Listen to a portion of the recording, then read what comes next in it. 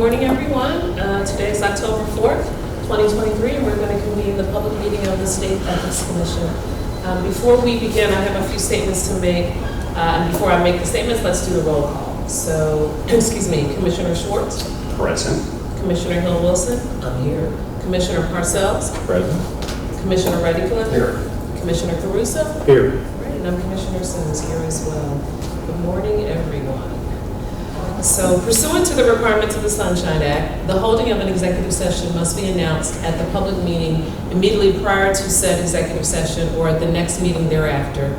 An executive meeting will be held today, October 4th, 2023, immediately following this session to review matters that are by statute confidential, including the review of completed investigations for the purpose of issuing final adjudications, the review and consideration of an application for 90-day extension of investigation filed by the Investigative Division, and certain administrative matters.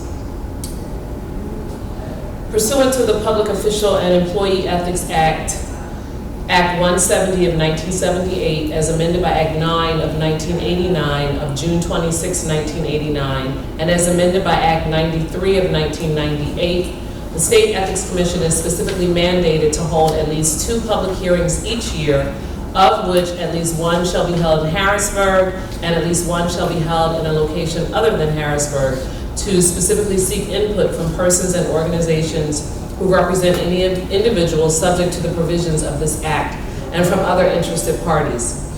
We have placed on the agenda for today's public meeting a notice that the Commission will be meeting today in part to receive the input or testimony of said individuals pursuant to the provisions of the law.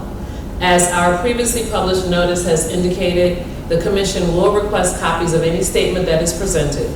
The individuals presenting statements before the Commission will be allocated 15 minutes in order to complete their statements. Statements shall be uninterrupted, except that such statements may be interrupted or terminated by the presiding officer if it is determined that the statement is impertinent, scandalous, or otherwise improper. That concludes my opening remarks. Excuse me, if we're ready to commence with the meeting, the minutes of June 29, 2023 are the first item on the agenda. If everyone has had an opportunity to review them, are there any comments or questions regarding those minutes? Hearing none, is there a motion? I so move that the minutes be accepted. Second. Thank you, thank you. All in favor? Aye. Opposed? Any abstentions? All right. Madam Chair, I don't know if I should be abstaining on the portions. I didn't get the portions of the minutes where I had been recused from, so I'm only approving the parts of those minutes where I was present in the meeting. So noted and agreed. Okay. And with that, the first substantive item on the agenda are a number of civil penalty order defaults.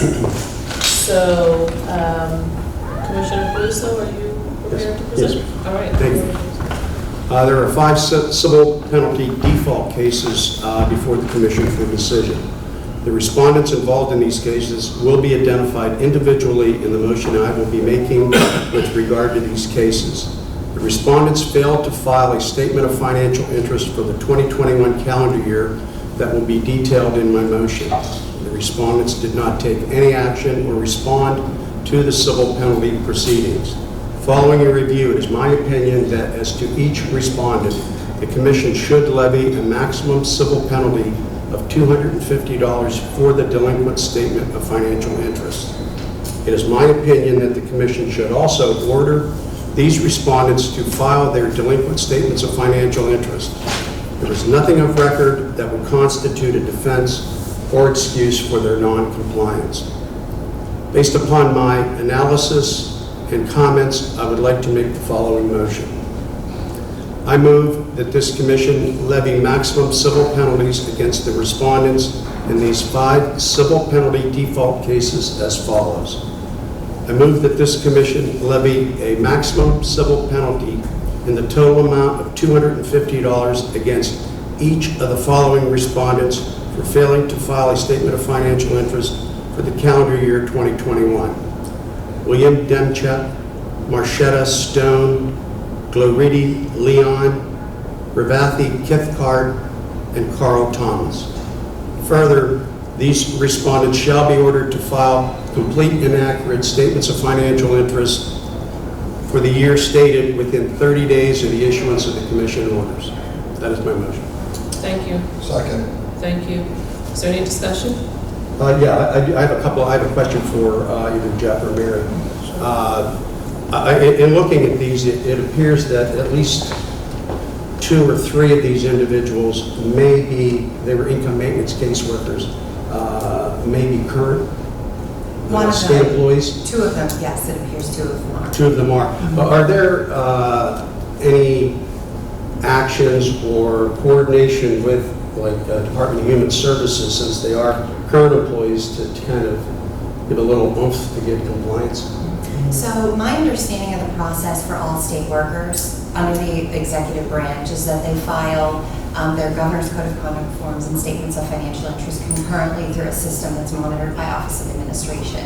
And then we're notified if there's a failure to file. We can certainly follow up with Department of Human Services to let them know that this order has been issued and allow them to take whatever type of action they deem appropriate. I have a question about that, because this was floated maybe years ago, that with state employees who failed to comply with the filing requirements and then that were forced to issue these orders, is there a way that we could garnish the wages to get the penalties? I don't know, I'm just throwing that out there. Maybe, I actually recall discussion about that when I previously worked at the State Ethics Commission and also when I worked at the Office of State Inspector General. And that my understanding is that there is not a way to garnish wages for failure to file. I'm happy to revisit it if you guys would like us to, we can certainly revisit it with comptroller or HR or whomever it would be. But that's where we are. I have some notes in my office about research that's been done on that. It's been a while since I've looked at it, and I haven't checked to see if the law's changed on it at all. I can tell you that our administrative staff does, especially if there's questions about address and service of things, which there wasn't here, but if there is, and then they're a current employee, we do contact whatever agency or commission or board, their staff to try to get the address and to let them know, to try to just spur compliance. From experience, I know the staff has done a great job over the years trying to get compliance, and I think they go above and beyond.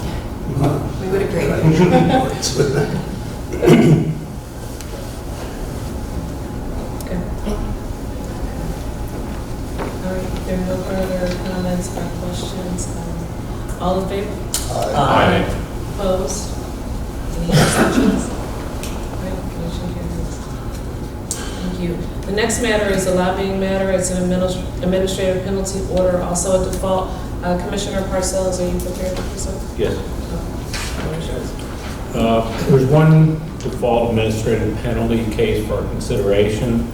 Respondent Green Standard is a registered principal that had failed to timely file either a quarterly expense report or a statement of failure to meet the reporting threshold for the fourth quarter of 2022. A warning notice was issued to the respondent, but the respondent failed to comply with a 30-day cure period. And based on the record before us, it is my view the respondent's transgression of the lobbying disclosure law was negligent. In accordance with Commonwealth Court's decision in Penn Film Group, the record was examined for any mitigating factors such as those outlined in section 63.63 of the Commission's regulation. Other than this apparently being the respondent's first delinquent filing, there is no evidence of any other mitigation present in this case. The respondent has now submitted their delinquent expense report to the Department of State. As such, based on the totality of circumstances in this case, I move that this commission levy upon resident Green Standard one maximum administrative penalty in the amount of $10,700 for its failure to timely file with the Pennsylvania Department of State either a quarterly expense report or a statement of failure to meet the reporting threshold for the fourth quarter of 2022. Finally, I move the respondent be ordered to pay the aforesaid administrative penalty by no later than the 30th day after the mailing date of the commission's order. That is my motion, Madam Chair. Thank you. Is there a second? Second. Thank you. Any discussion? I have a question. Did someone else? Oh, I'm sorry. The investigative division has an additional mitigating factor we'd like to present to the commission. So on April 7th, I believe it was, they did file their expense report that was a 0. And I believe the PFG opinion stated that a 0 filing was also a mitigating factor. Not necessarily that I agree with it, but they said it was. Just wanted to let the commission know that. My question was along the same grounds, kind of recognizing that the Commonwealth Court in Penn Film Group asked us to specifically think about and examine potential mitigating factors, and the fact that they filed. Did they offer any type of excuse, concern, pandemic-related or otherwise, for why they had not filed before? Sure. We were in contact, the investigative division was in contact with this registered principal. The excuse that they provided was that they lost the password and were trying to get it. However, the amount of time it took them to do that in the investigative division did not correspond with other similar situated entities who also lost the password. And when we were in contact with them and told them to file an answer saying that, or to ask Nome Pro Tom to file an answer saying that, they said that since they filed, they didn't think they needed to. And so that's where we are here today. I'm sorry.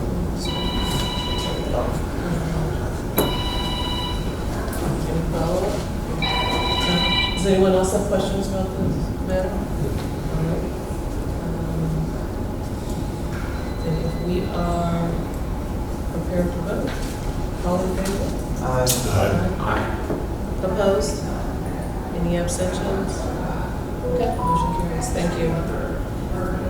Now we have a number of administrative matters on the agenda. So, Mary, I guess I'll turn it over to you first, which is the scheduling of meetings for next year. Yes, This is thank our you. last meeting for this year. Yes, thank you. We had agreed last year that the commission would try to pre-schedule its commission meetings for the upcoming year and post them publicly so that individuals would be able to attend and plan ahead. And so now is the time to identify which dates would work for the commission. I did present a memorandum with some proposed locations for out-of-town meeting for next year, as well as some proposed dates, and requested that all of the commissioners take a look at their calendars to maybe eliminate dates that don't work for sure, so that we can narrow it down and then get these scheduled and posted. So the first proposal would be for meeting number 1, which we propose would be held in Harrisburg on any of the following dates in January. January 4th, 9th, 10th, or 11th. So, just so that I can be ahead of this, I have a trial scheduled in Delaware County that may take 2 weeks. It begins on January the 2nd. Okay.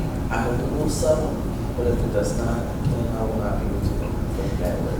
Okay. Would you like us to circulate dates later in January that might work for That might work for me. So the only problem is the problem with trial lawyers. I have a trial starting on the 22nd, going 2 weeks. Okay. All right. So the 10th or 11th might work, right? 10th or 11th might work. Yeah. January 10th or 11th may work. Maybe we should put it for the 11th Okay. Yeah. tentatively, and, we could always circulate a call. Okay. Does that work for you? Yes, that will work. Great. So let's do And that. I'll let the members. So January 11th, and is everyone happy with that one being a Harrisburg-based meeting? Yep. Meeting number 2, we are recommending that meeting number 2 be one of our 2 required public hearings per our statute, and that it be held in Harrisburg on any of the following dates in April. We have April 9th, 10th, 17th, and 18th. I cannot do the 18th, but any other day. Okay.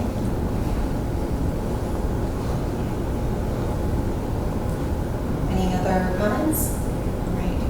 I recommend we just do April 9th then. And just to note, when we publish these, we'll be very specific that these are all tentative dates that might change, but we'll give the notice that we can. All right, and is everyone all right with that being held in Harrisburg as well? And it being a public meeting? Okay. Meeting number 3, we recommend that this meeting be held in Harrisburg on June 18th, 20th, 25th, or 26th. Does anyone have conflicts? Does anyone object to that being held in Harrisburg? Okay, I would propose we just go with June 18th.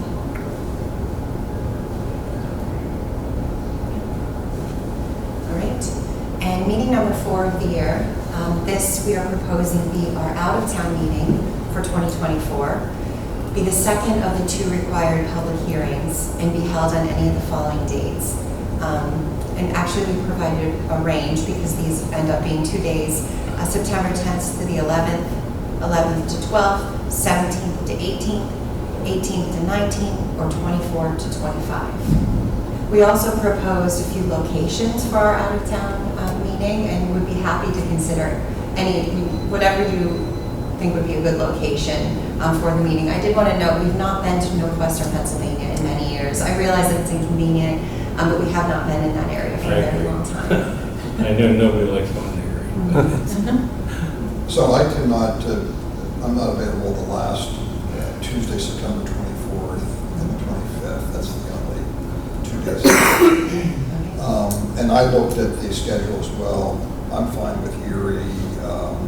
I also thought, I love looking at maps. At Wellsboro, Bedford, Scranton are all areas that would be possibilities, if not for next year, for the following years down the road. But Erie is just as good with me as any other place. Is there a flight? So I looked last night. There's a flight from Philadelphia to Charlotte, I believe, and then Charlotte to Erie. Yes. Yeah, Erie flies. The Erie airport, the only flights they have are right now are to Charlotte. That's as long, I don't care, as long as I don't have to drive. You may be better off flying to Pittsburgh than Driving. Right. Build a vacation into it and go early. anyway, we'll figure it out. We'll figure it out. But, okay, so are you leaning more towards areas of first choice location then? It's just a proposal. It's really up to you guys where you'd like to go. We have not.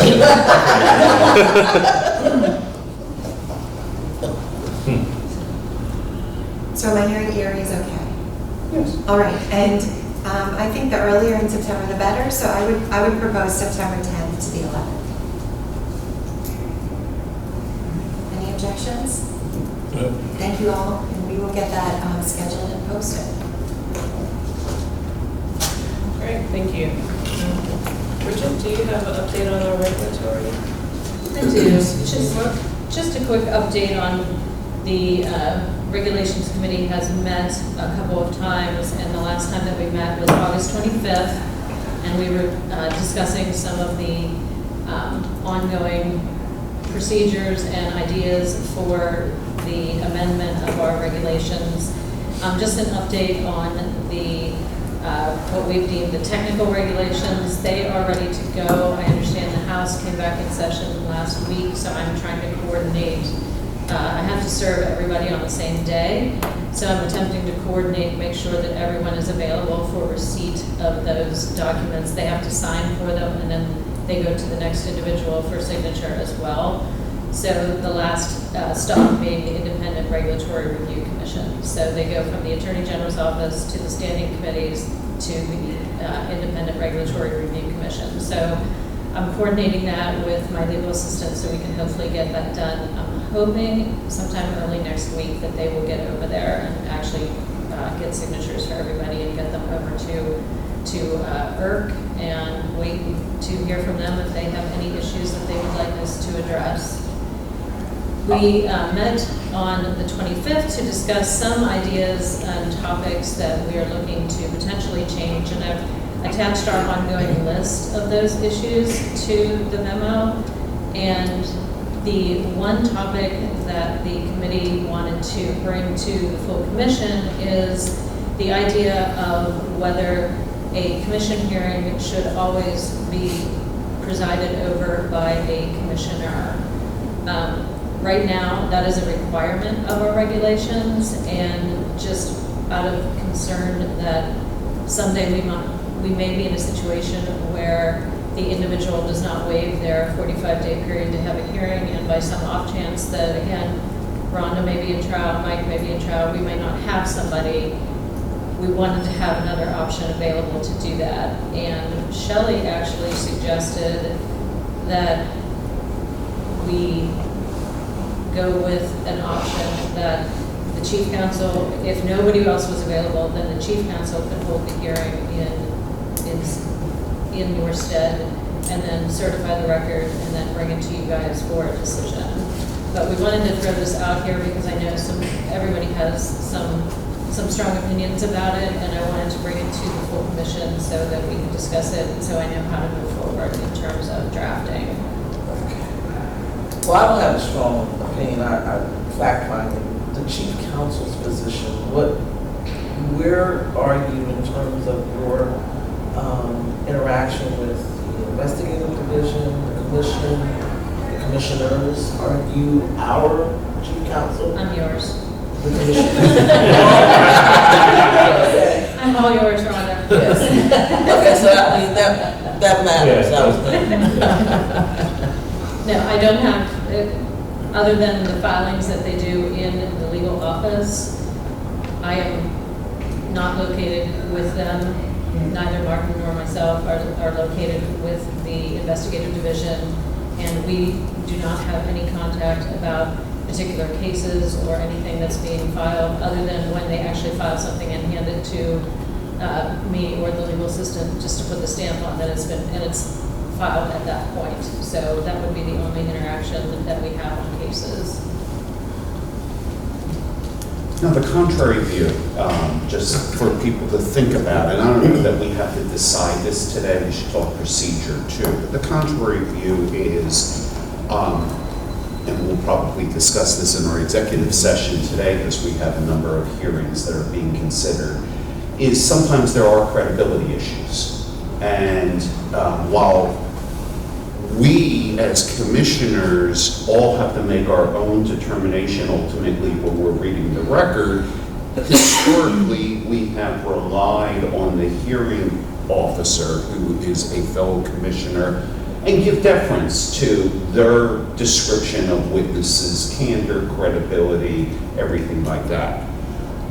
The question is not that, with respect to Bridget, would I have any problem, but is that an issue of credibility determination that we would want to delegate? So I think that's one of the contravailing factors. The other is, I don't think there has been an occasion, at least since I've been on the commission, that we have not been able to get one member of the commission to volunteer to be a hearing officer. That's, your recollection is correct. In all the time I was affiliated with the commission, we've always been able to get at least one member to sit in, and always have, if it's a non-attorney as the hearing officer, they always have either the chief counsel or the deputy chief counsel sitting with them to help them go on motions and whatnot.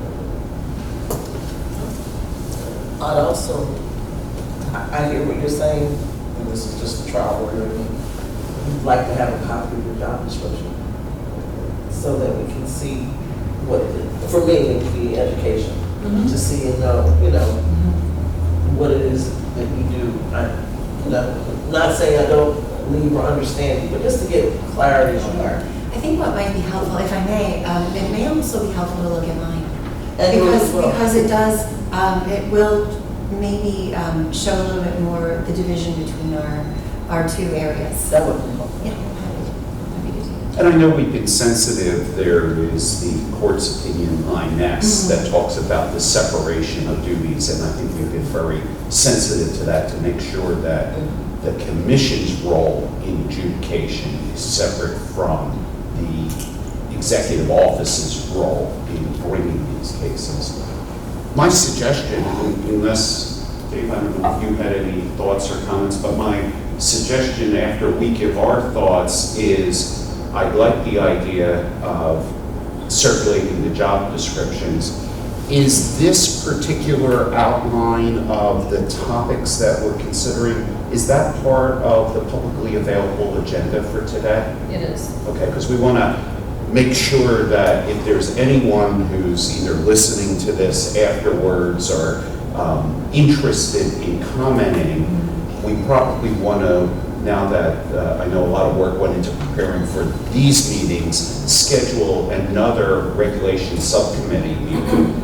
Invite any interested people, members of the commission, members of the investigative division who may have thoughts about these lists, or I don't think we've finished closing the list. I know there's been some discussions of possible other procedural regulations we want to consider, but have that discussed. And then I think after probably one more meeting, we're probably in a position to discuss the full proposal and take a vote on proposed changes to the regulations at our next meeting, which will then start a long administrative process. I think that sounds like a good plan. Yeah, I will make sure to circulate at least mine. I'm sure Mary will do the same. Our job descriptions as soon as we get back, and then I will schedule something sometime in a few weeks that we can get some interested parties, including some of those over at the House and the Senate, that generally take a look at what we're doing and pay close attention to our agendas. So it wouldn't surprise me if they had some comments to offer as well. And of course, the investigative division should be invited as well, because these are the individuals that work daily with these regulations, and so I think their input is invaluable in this process. Well, great. Maybe we can come up with a date in October or November and publicize the regulations subcommittee meeting, have that as an open meeting, and do it remotely so we can get more access if people want to use Teams or Zoom or whatever we're going to do, just to open that up.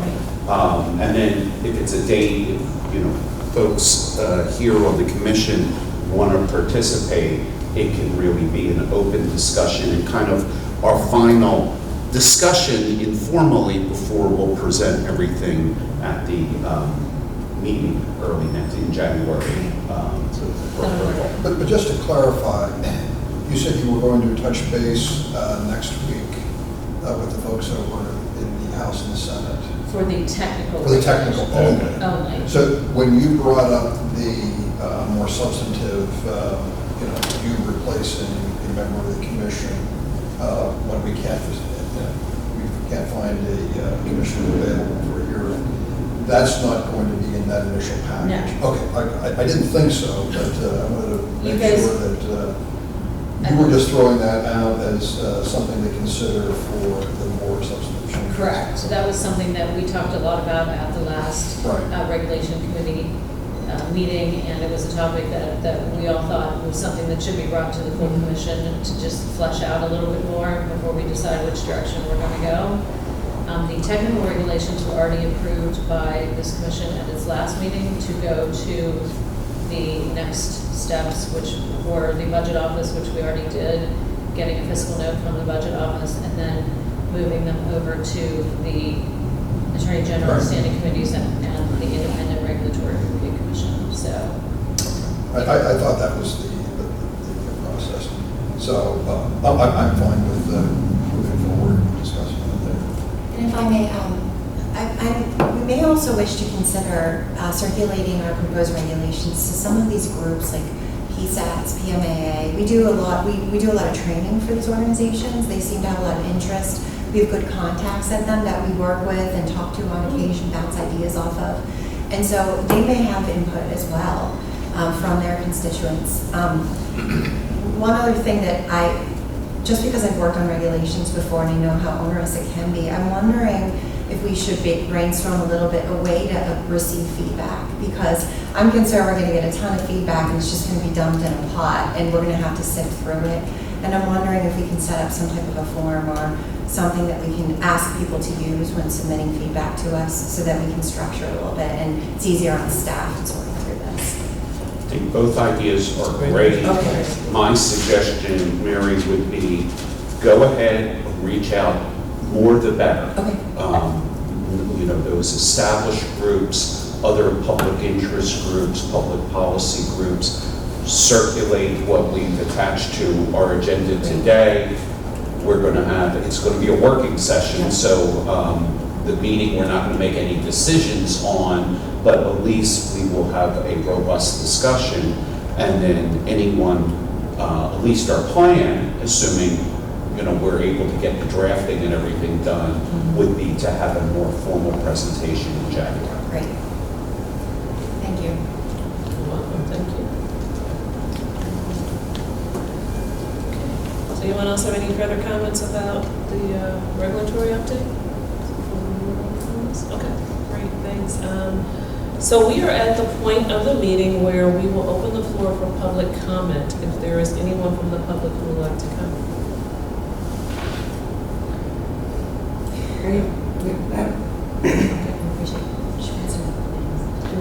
Not yet.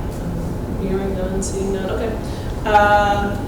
The next item is going to require me to make a statement first, which is that It's not too late to change your mind. which is that I am resigning effective immediately from the role of chair of the commission. And in connection with my pending resignation from the commission, which will be effective November 1st, it has been my privilege, great privilege and honor to serve with all of you, to serve the Commonwealth, to work with the staff. This has been probably more fun than it should have been. And just a real joy for me. So thank you. This is necessitated by some conflicts that I'm having in my operating role as General Counsel and Chief Compliance Officer at Exponence. And so as a result of some of those conflicts and clients we have with the state, it's necessary, unfortunately, for me to step down from this role. I'm not able to advocate on behalf of my firm. But this has been, as I said, my pleasure. It has just been wonderful to work with each and every one of you, to get to know you, spend time with you. It's been an awesome learning experience for me, growing experience for me, and a real honor. And so I thank you, I thank you, I thank you, especially to you, Mr. Co-Chair, Mr. Vice Chair, for all of your support and just guidance and friendship. Really, really. So that is what I have to say about that. And pursuant to our rules, as a result of that, and I no longer being chair, our rules state that the vice chair automatically becomes chair of the commission. And so I am thrilled to have Mike take over immediately, Commissioner Schwartz, as chair of the commission, and leave you all in awesome, highly competent hands in terms of leadership. I would also note that as a result of Commissioner Schwartz now becoming chair, our rules also state that we need to have an election for vice chair, which we have noticed publicly. Yes. And so I would like to open the floor for nominations now to do that. I'll start if it's okay. I would like to nominate Commissioner Hill Wilson. She is, as you all know, a fellow commissioner. She's been in practice as an attorney for about 44 years now, which is really hard to believe. She says that it's gone very, very quickly. She's served in the commission for 3 years together with myself, and has been a real asset to the commission. I definitely has been a person of order and regulation and structure and process. And I think all of those are credits that are totally apt in leadership. And so I would like to nominate her for the leadership position of vice chair. Is there a second? I'll second. Thank you, Rob. Commissioner Caruso has second. Any comments, or anyone else has anything to say? 44 years, so not fast. I thank you for the confidence and, for the hope that you give in my participating as vice chair. I hope that I meet that. I will work hard. I will seek consensus. I will seek a listening ear from all of you as well. Because sometimes, you just need to get that other opinion. And we're going to work better than the House. times. No, I'm just kidding.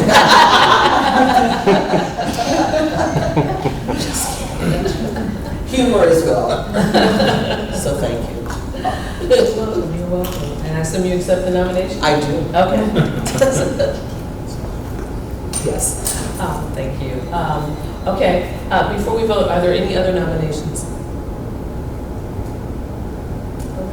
Hearing none, let's vote. All in favor of Commissioner Hill Wilson as serving as vice chair of the commission? Aye. Any opposed? Are there any abstentions? All right, that carries. Congratulations. Congratulations. So. I should see this chair. No. You stay in that chair. I should see this chair. I think, and if I could indulge from the speaker prerogative, do you want to come up, Mary? Me? Yeah. Sure. Let's talk together. Would you like me to bring this? Yes, please.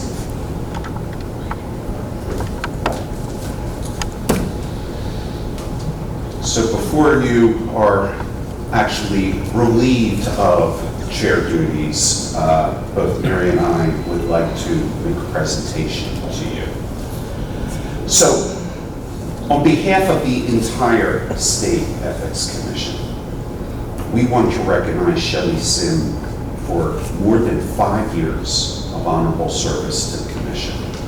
Little background, January 26, 2018, Governor Wolf appointed Ms. Sims as a member of the Commission. 4 years later, Ms. Sims was elected by all of her fellow commissioners to serve in the position of chair. Throughout her time on the Commission, and particularly while serving as chair, Ms. Sims has been an example of selfless service and kindness, possessing the perfect combination of book smarts, and there's a lot of them, we'll talk about that in a second, but also common sense.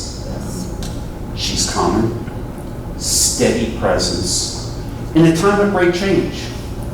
We had a change in leadership in the executive director from now Commissioner Caruso to Mary Fox.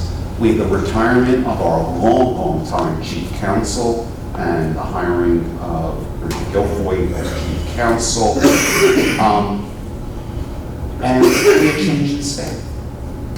And what I hear, and I think everybody knows, especially from the commission staff, they enjoyed working with and really appreciated the care that Shelley came because she cared about everybody, each and every staff member from every position and throughout the Commonwealth.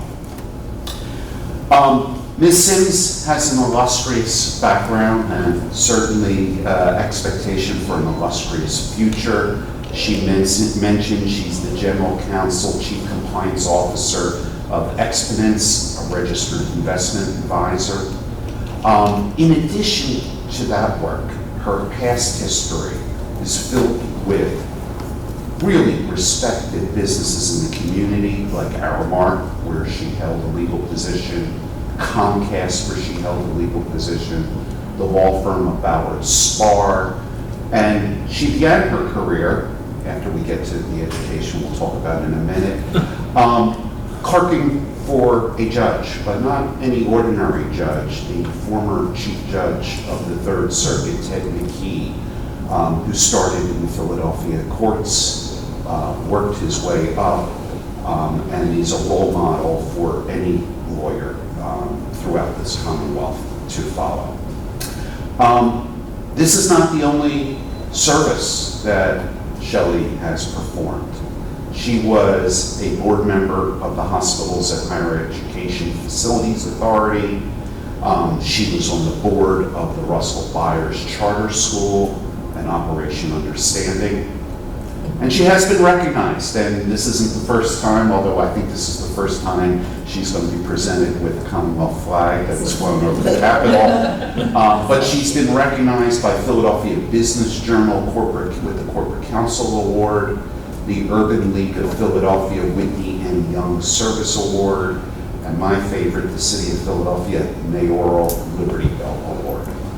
So that education, for those who may not know, Shelley received her JD from Harvard Law School in 1993. She was supervising editor of the Harvard Law Review. A 1990 graduate of Brown University. This is something that I learned. Not surprisingly, she graduated with honors, but she's not only an English and American literature major, but she was a biomedical ethics major. And she is admitted to the bar in the Commonwealth of Pennsylvania and the state of New Jersey. You can walk across the bridge and still practice.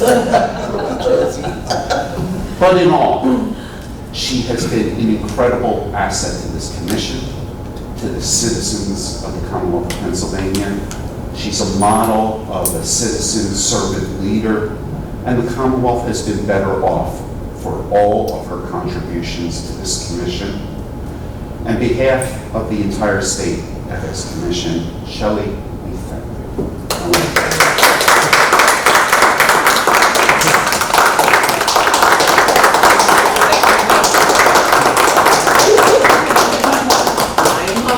Thank you, thank you, thank you. And now, for Mary. And we love to present you with this Commonwealth of Pennsylvania flag. It's been flown above the Capitol building of Pennsylvania in your honor. So thank you so much.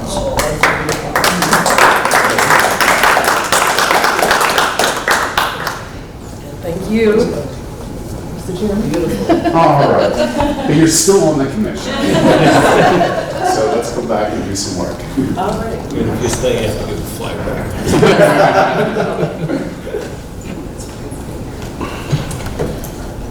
That was well said. That's well done. Very well said.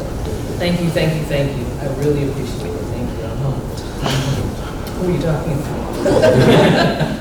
So with that, I think we are looking for a motion to adjourn our public session. So moved. Second?